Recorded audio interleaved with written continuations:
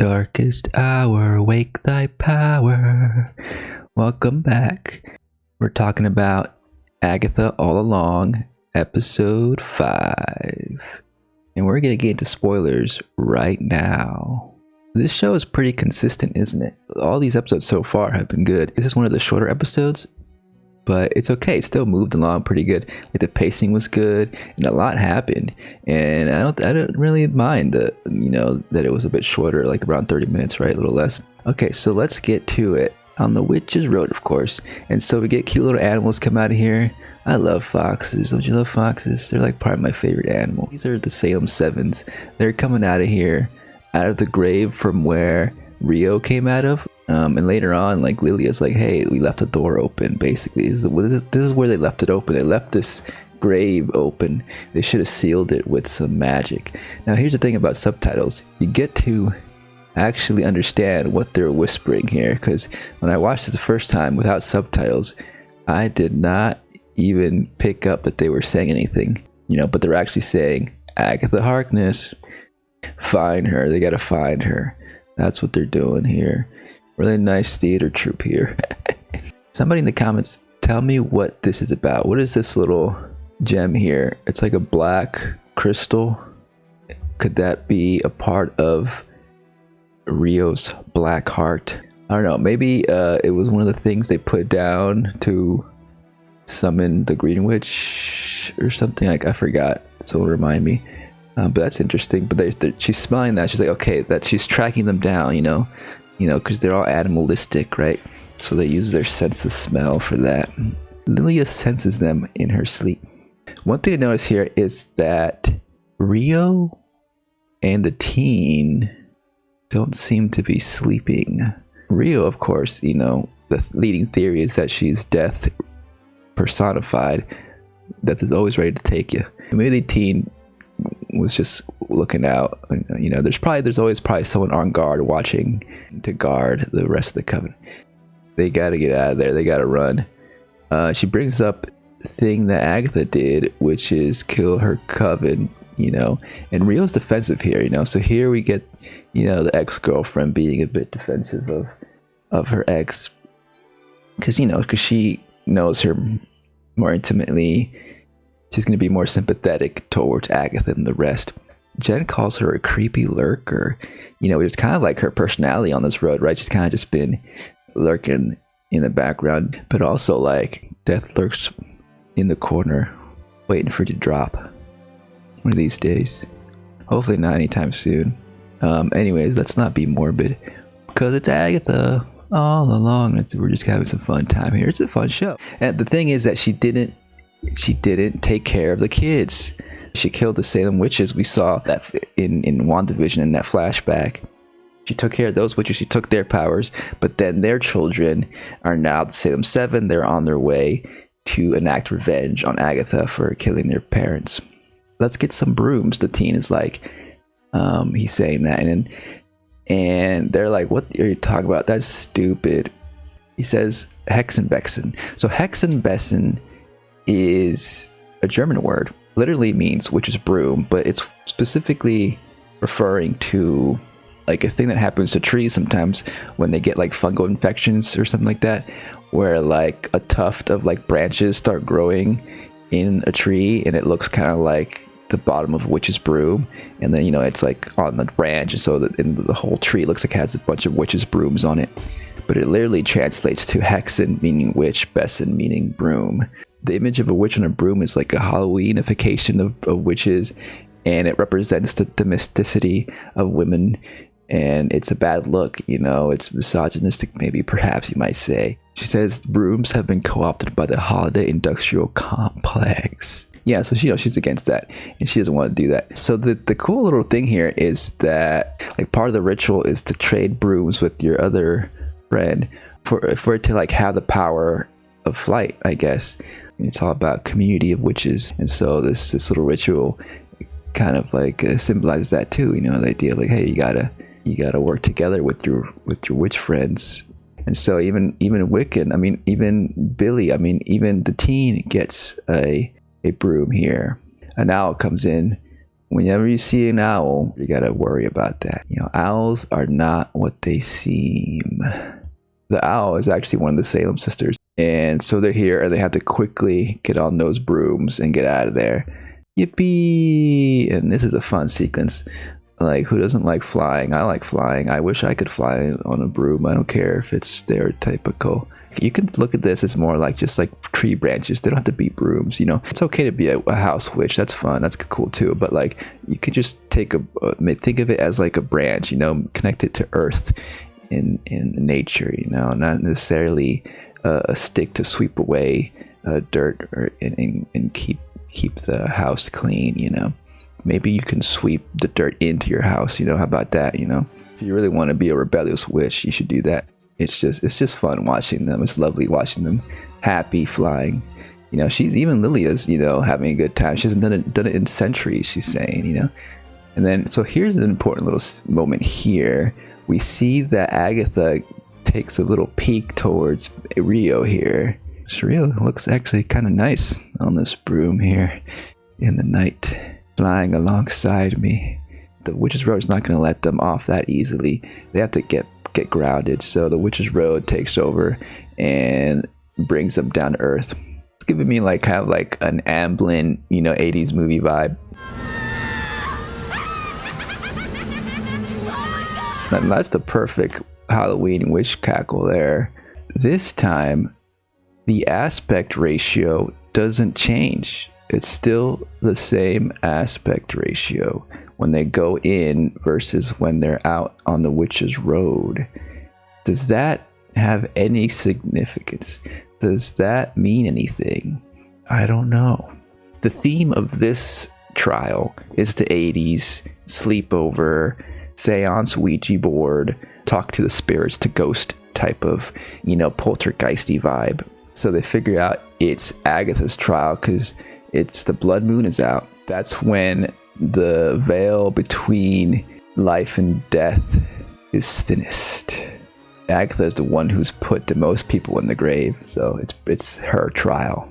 And here we go, time for some sleepover shenanigans. So one of the rules is that they can't ask about death, which is interesting, you know, because everyone's theorizing that Rio is death, and Agatha just kind of wants to get this over with. You know, she's doing her usual thing where she kind of like tries to cheat her way through, and so she pretends to be possessed by Mrs. Hart / Sharon. At first they kind of fall for it. I kind of like how it's like an exaggerated hokey version of Sharon, because Agatha is kind of like making fun of Sharon here, and that's, you know, it's kind of against the rules. You're not supposed to taunt and make fun of spirits, you know. That's probably what led to maybe the next spirit coming in. Rio says like she's just scared, you know. Agatha is in fact scared of confronting her past, so she's trying to deflect as she usually does. But, you know, like, okay, let's get to it. We gotta actually do this for real. So then what happens is she asks who's here, and the Ouija board spells out death. Rio laughs. The theory is that she's death, right? And so obviously death is here. Rio is here. She is death. So Rio giggles. You know, another clue that, you know, she could be death. So that's what the spirits want, and it's to punish Agatha. Cheating, the complete and utter lack of humanity. You know, she's got to be punished for all these things. And pretty much everyone's on board. It's like, yeah, I guess that makes sense. That's a good trial for Agatha. She has to learn, you know, that she can't get away with things so easily. There's consequences to her actions. Rio is even like, maybe we'll just cut her throat, which is pretty extreme, right? She's just kind of like voicing her emotions, you know, at this moment. I don't think she literally wants to actually kill her. So maybe there's like something inside her that like wishes she could kill people, or she's like allured by it because it produces death, you know, for her to gather and take to the afterlife or whatever she does. But she's never really been able to murder, or maybe it's not part of her thing, you know. So she kind of like toys with that idea and plays with it. I feel like almost like, you know, like a bratty teenager or something that like is trying to be edgy and cool, but really doesn't really have her in her to actually, you know, enact that violence, and is there just to be a creepy lurker, pick up the pieces when someone else, you know, murders someone, or when there's an accident or something and someone dies, That's what her personality and her mood swings are about, are representative of that feeling inside her. And I don't know, maybe. And so the lights go out and Agatha is possessed, and here we go. This is now an Exorcist movie. And it's pretty good. I think they did a good job of making it look creepy and scary here. And again, now Rio kind of bounces back to like being more sympathetic towards Agatha again. She's like, "Sweetheart, you okay?" The whole slit her throat moment, with maybe just a little bit of a show. And she's actually does care about Agatha. Aww. We'll get things quick. Perhaps if we turn the lights on, the spirit will go away because they thrive in darkness. The spirit that was possessing Agatha reveals themselves. Turns out it was Agatha's mom all along. Rio doesn't like ghosts, she says. Now that's interesting.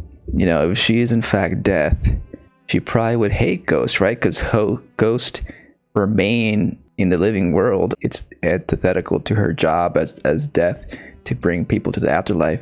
So probably has no control over them, it would seem, right? So now the trial seems that it's about Agatha confronting her mother, making amends with her mother, perhaps, you might think. But no, it's more like maybe her mother maybe kind of deserved a little bit.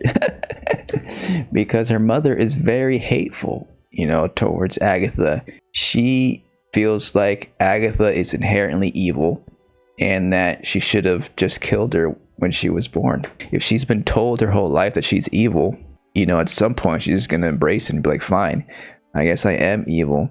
You could see this as kind of like an allegory about queerness and how like a lot of parents reject their children when they find out or realize that they're queer, or they're just, they're not living up to their expectations. So it's real, as also a lesbian witch / personified death can probably relate to that, or at least be sympathetic towards that. When Agatha's mother's like, well, to complete the trial, you have to leave Agatha with me. Rio's like, no way, her mother can't have her. Because that represents basically status quo heteronormativity winning if Agatha is given up to her mother. It's probably one of the ways that Agatha could connect to Rio, finding comfort in liberation with Rio. As the fact that Agatha is a murderer, has murdered a bunch of witches, and Rio is all about death, and match made in hell, right? So that for a moment, Agatha feels very vulnerable and is pleading, for them to take her with them. And Alice does seem to understand this. She's had issues with her mother. She's the one who steps in to try to rescue Agatha and unleashes this power she has now. Lilia says Knight of Wands, and it represents progress or innovation. It represents like the idea of progressing your ability or moving forward, discovering new ideas, which of course relates to Alice now being able to use her fire powers here. But it backfires. I didn't mean that to be a pun or whatever. It does release Agatha of her mother's spirit, but it also triggers this insatiable hunger for power that's inside of Agatha, right? You could probably maybe see this more as an addiction, Agatha's need for power is more of like maybe someone struggling with addiction, and she can overcome it if she had help and support in her life. Maybe her mother didn't support her in that way, and but then someone like Rio did, maybe, or at least maybe Rio enabled it. And and that's why that relationship was toxic. And so she grabs for that power. She can't help herself. She says later, she starts sucking that power, and everyone's like just kind of frozen, not knowing what to do here. I imagine they feel like if they get any closer, they'll get zapped. But it's a pretty sad scene because we see Alice be shriveled up here, being siphoned and all her life being sucked out of her. the teen's wondering like, how do we get out of this? But he notices that the Ouija board is moving. Some spirit is trying to communicate with us. So he goes over there and tries to read it out, and it spells out Nicholas Scratch, the name of Agatha's son. He screams out Nicholas Scratch, which gets Agatha's attention, snaps her out of it. We hear Nicholas say, "Mama, stop." Sounds like maybe like an 8-year-old or something. This confirms that she lost Nicholas as a young boy. And that was enough to end the trial, because it seems like the purpose of the trial, I guess, was for Agatha to communicate with her son and kind of face the truth, maybe face the fact that her son is lost, that her son is not Billy. I mean, her son is not the teen, as Rio had pointed out last episode. Was it just for her to like bring her down to earth a bit? Is her son saying like, stop just taking the power from Alice? Or is this an echo of a previous moment? Is she confronting a moment in her past, in her memory right now, in which Agatha was responsible for Nicholas's death? Maybe this indicates that Agatha was taking her kid's power. Maybe Nicholas has a power and zapped her with it. As a kid, you don't always know what you're doing or the consequences. And so at that moment, Agatha's addictive personality grabbed onto that power. Maybe she sucked the power out of her own kid to the extent that it killed her kid. Damn. I'm just thinking about that now. Maybe that's what it is. And then Rio came by and took the kid. Maybe she had to go to find, she found the Darkhold in hopes to bring her back her kid, maybe, just like Wanda was trying to do, right? Maybe she needed Wanda's powers to do so, because Wanda had the power to shift reality and create her own children. So maybe that was her motive all along in WandaVision, and that's what she wants to do when she gets all her powers back at the end of this Witch's Road. Interesting. And now Teen is super upset at Agatha because he realizes that Alice is dead. Rio, has an interesting look here towards Agatha. Is it a little bit of fear, but also admiration towards Agatha here? Like, oh, Agatha's getting her power back. It's reminding her maybe of older times, when Agatha was all powerful and can provide her with all these bodies. Maybe that's what Rio's thinking, while everyone else is like, oh man, Agatha's is a bitch. I don't know, but this is sad. I didn't really want Alice to die. Like, this is a lot more impactful than Sharon. Sorry, Sharon, but of course, we got to know Alice a lot more, and she seemed like she was on the right path. She was like progressing. She was getting better. She lifted the curse, her family curse. Now everyone leaves except for Rio. It almost seems like maybe she's looking down at Alice's body. It definitely cuts Alice at that point. I feel like that kind of means that Rio is taking care of the body, right? She's supposedly dead, and so what people are saying and what it thematically and what the clues are pointing to in the show, right, is that she's related to death in some way. And so that's why she's there. She's going to come out a little later, I imagine, right? But here we see Agatha, she's kind of feeling good about having power now, right? Teen comes out, it's like, hey, how could you do this? She's trying to defend herself. She's like, I lost control. I didn't really want to do it. But the teen doesn't believe her. It's like, this is what you wanted all along. You just wanted to kill us and take our power. And Jed's like, yep, that's what it's been about. Leah's like, death comes for us all. They seem a bit almost apathetic and doomer about it. While Teen, is still young. I feel like, he's meant to represent like, hey, there's always room for hope. We could always try to do better. I'm going to be a better witch than you. I'm going to be a good witch. Agatha snickers and laughs. She's like, are you sure about that? Now that she's gotten some power back, it kind of like unleashed something in her, right? And it kind of gave her maybe more insight and probably cleared the fog in her mind a bit. And she's now pretty certain on who the teen is. You're actually a lot like your mother, she says. And at this point, she's almost kind of like done with the facade. She can see like this heroic side to him that's like kind of false, kind of like Wanda, where like, you know, she was trying to be a hero in the Avengers, then ended up, you know, enslaving these people in WandaVision, and then of course in Multiverse of Madness went all out evil, you know, and revealing to Teen that she knows who he is.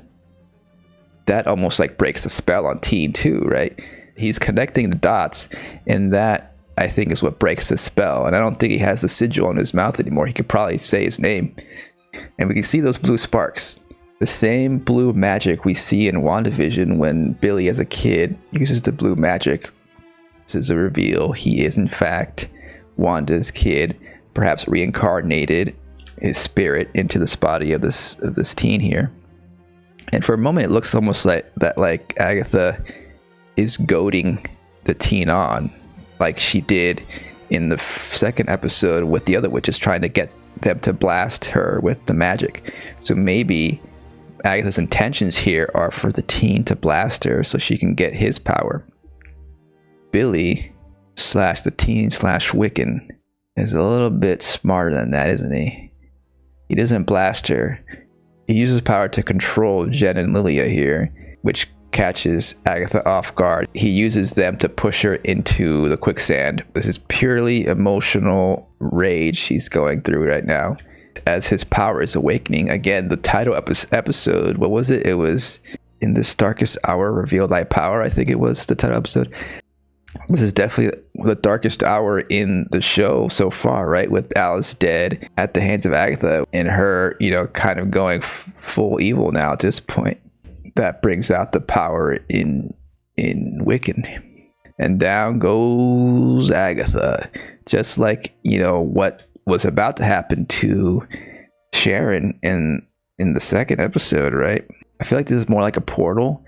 And I feel like the teen really isn't sending her to her death. I think he wants to send Agatha outside the road and maybe like finish the trial by himself, because he also in anger sends Jen and Lilia away.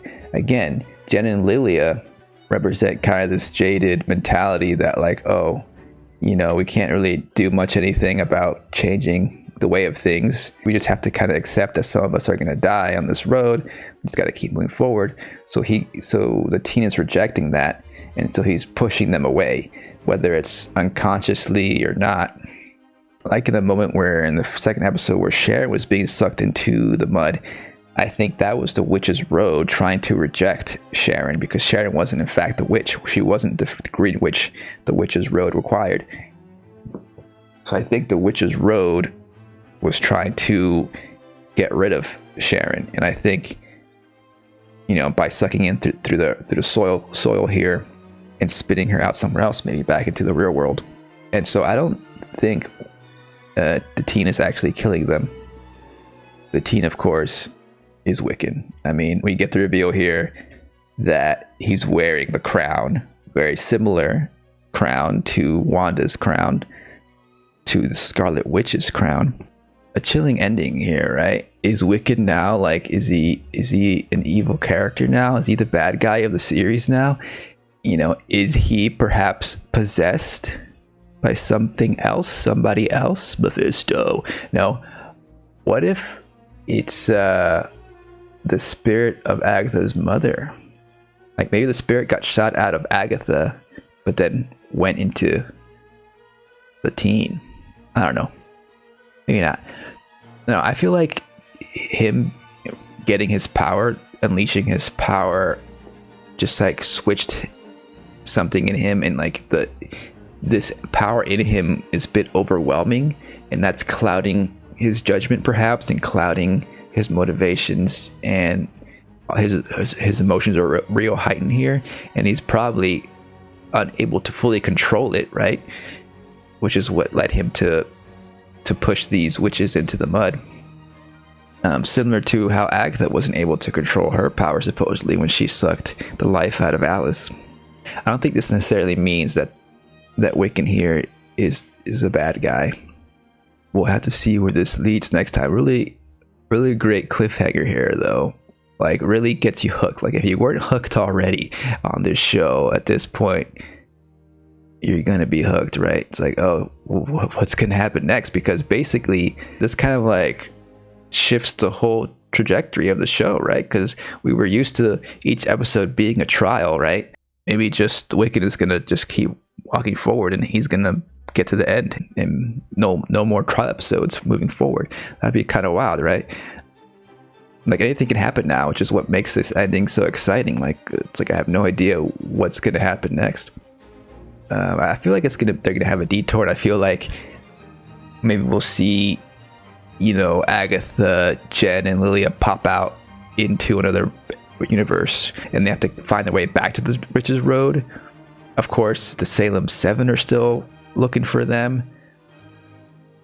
And of course, it ends with the Billie Eilish song, "You Should See Me in a Crown." Perfect ending credits music to this. I mean, Billie Eilish, she has like some great creepy music. It really fits well with like the horror genre or any like witchy stuff. One of her songs was in the title credits for True Detective, the latest season of True Detective with Jodie Foster. But yeah, it fits really well here. They're picking some good songs to end, these episodes. They had the Yeah Yeahs the other time. That was a good one. Man, I'm having such a good time with this show. This ending is just real good. Gets you real excited for what's coming. The theory that the team was Wiccan all along, that's been like pretty well established or well known. Like, everybody's been talking about that. It wasn't too much surprise, but it's okay. It's not really about the surprise. It's just how they get there. It's how it's executed, right? And I think it's been executed pretty well so far. But yeah, I don't know. It's cool. Anyways, I guess, yeah.